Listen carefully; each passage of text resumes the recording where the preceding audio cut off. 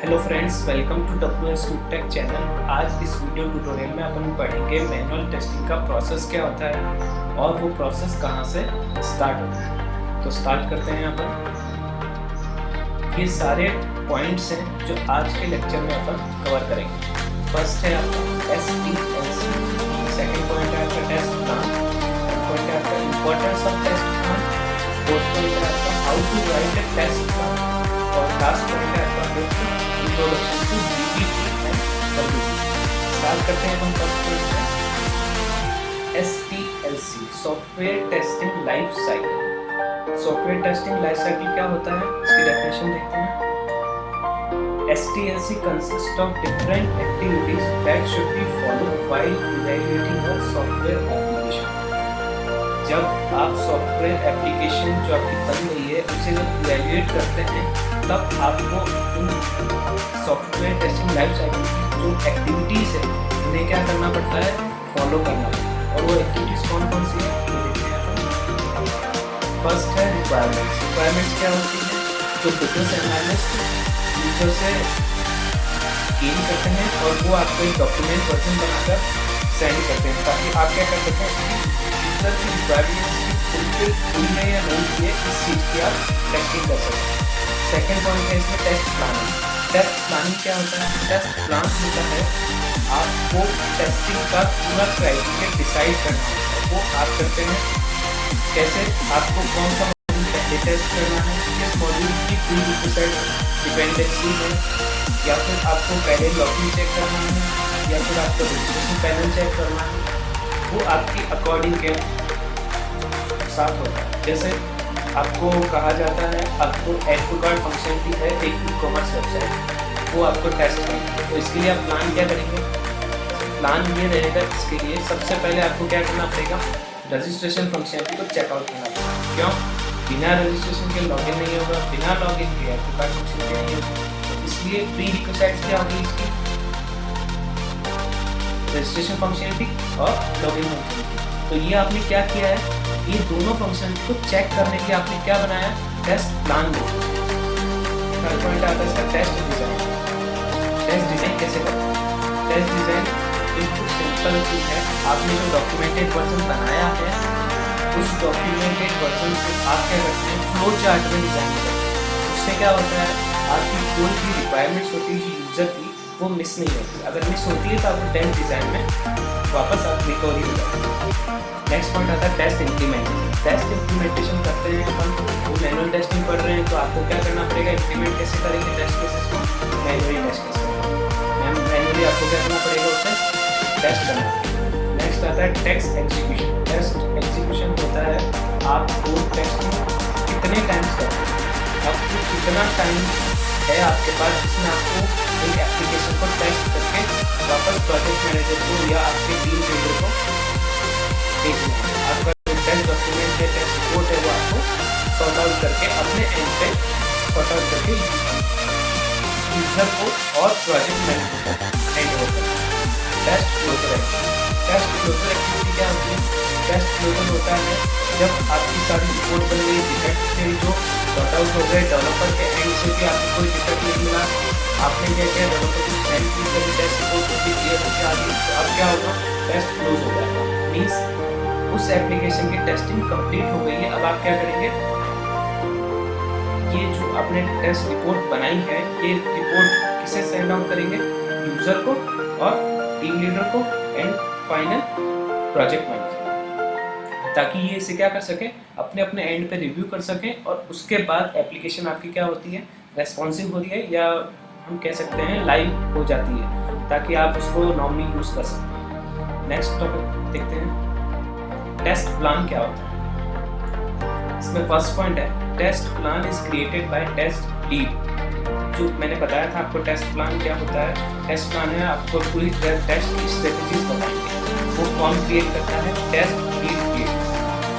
Second point, a test plan is a detailed document that outlines the test strategy. Means आपको क्या करना है, test strategies है उन्हें डिज़ाइन करना है और वो डिज़ाइन करके कौन देगा आपको, टेस्ट लीड देगा और आपको उसे फॉलो करना है। नेक्स्ट पॉइंट है इसका testing objectives, resources required for testing, test schedule, test estimation and test deliverables. ये क्या होते हैं? टेस्ट ऑब्जेक्टिव, आपके टेस्ट का ऑब्जेक्ट क्या है? रिसोर्स, उसमें कितने मैन अभी करंटली वर्क कर रहे हैं, या फिर आप कौन सा सॉफ्टवेयर यूज़ कर रहे हैं, कौन सा आप हार्डवेयर यूज़ कर रहे हैं टेस्टिंग के लिए, ये सब किसमें आता है? टेस्ट प्लान में आता है।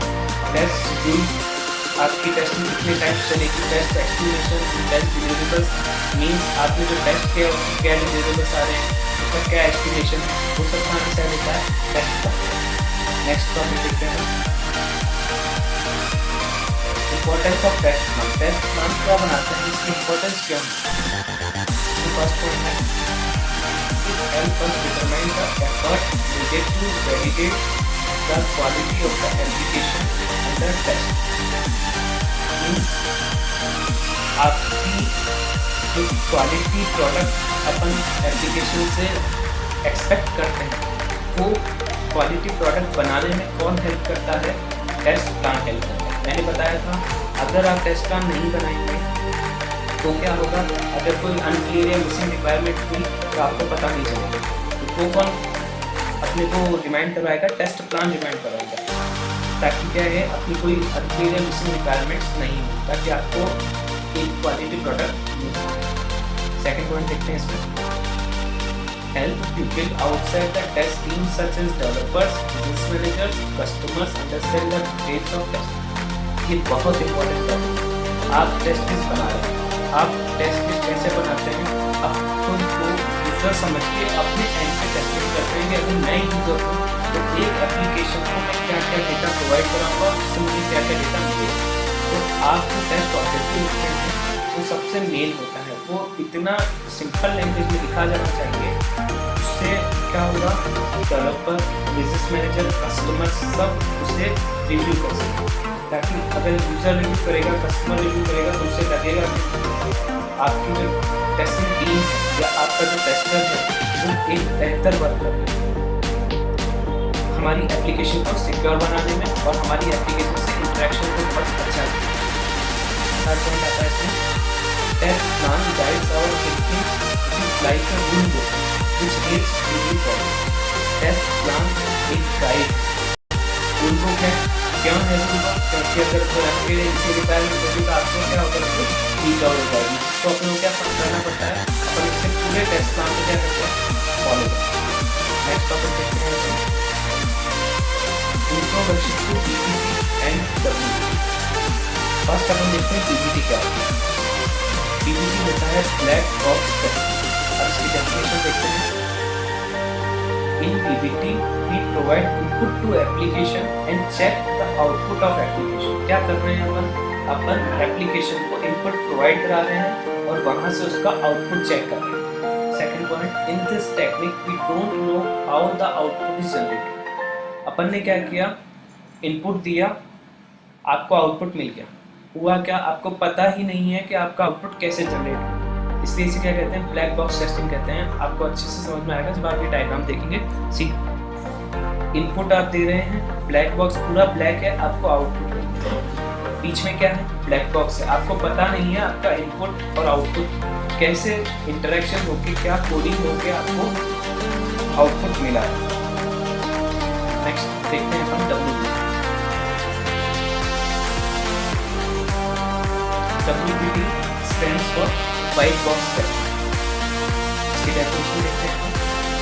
इन WPT we check how the output is generated. WPT में क्या हो रहा है? आपका आउटपुट कैसे जनरेट हो रहा है अपन ये देखते हैं। पीपीटी में अपन क्या देखते थे? ब्लैक बॉक्स टेस्टिंग में आपने इनपुट दिया, आउटपुट आप चेक करें।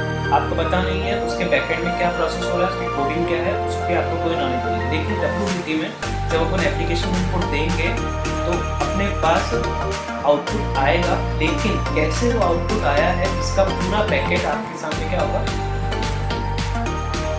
आप देख पाएंगे। इस एग्जाम्पल से अच्छा क्लियर होता है। इस एग्जाम्पल ये देखिए, इनपुट आप दे रहे हैं, इसमें कंडीशंस बनी हुई है। फर्स्ट बॉक्स बना हुआ है, उसके बाद नीचे एरो आ रहा है, उस पर कंडीशन लगी हुई है, ट्रू और ये पार्ट साथ साथ में ये पार्ट, तो ये पूरा क्या है इसका इंटरनल आर्किटेक्चर, वो आपको बता रहा है कि एक आउटपुट आपको कैसे मिले। तो फ्रेंड आज तक की यही थी। Thank you for watching.